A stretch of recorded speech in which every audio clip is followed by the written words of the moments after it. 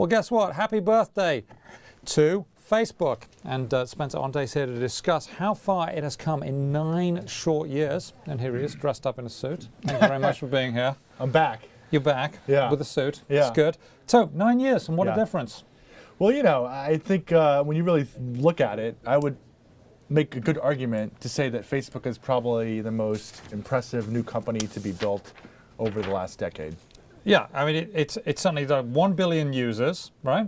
Founded February 3rd, 2004 in a dorm room. Yeah, it's way bigger than anyone thought it could get. It's way more substantial as a business than anyone thought it could get. $100 billion in market cap, which is where it sort of peaked at, you know, when it went public. It's just an enormously impressive number to think about. But I would say at the same time, with great power comes great responsibility. And I think as Facebook makes this transition from adolescence to adulthood, it's going to come with a whole new set of challenges. Yeah, and well, I should also point out there was the great movie, The Social Network. So one of the challenges they have constantly come up against is privacy or privacy, depending on how you pronounce it.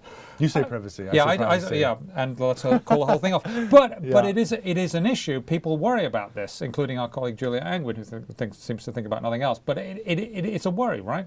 Whether they're going to get this right. Well, what's interesting about Facebook, I think, about privacy is that since they've been the sort of at the forefront of creating social media and all that means, and basically what it means to a large extent is getting rid of your privacy.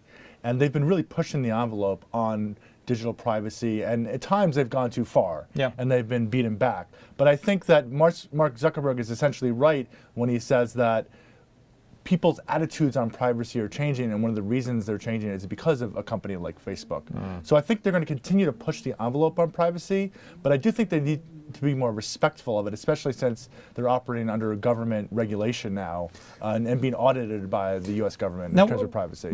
There have been other social networks in the past. MySpace, which was once upon a time owned by our parent company, News Corp, and that went poof, gone. Yeah, gone. So this could disappear as quickly as that, right? Conceivably.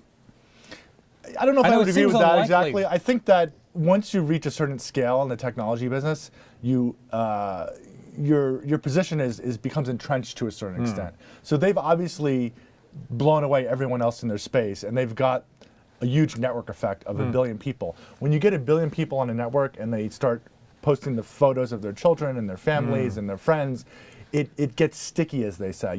It's hard for you to move all that content off of the site. So I do think that it will be hard to unseat them, but yes, of course it's possible. I mean, look at what happened to Research in Motion, look what happened to Nokia. These were companies that had commanding positions in their marketplaces, and look at them now. And they were really gone quickly. And they have been innovating quite a bit. I mean, I think we've all been fascinated to see how they managed to move through that hump that was the mobile ad market, right? But yeah, I mean, that is really interesting, because it wasn't that long ago we were saying, well, can they make it? Yeah, and you know, I would say beyond privacy, which I would agree with you is a continuing challenge, I would say that the other big thing they need to do from a business perspective is to find another, it's a one-trick pony right now. They need to find another way to make money off of this like awesomely huge user base.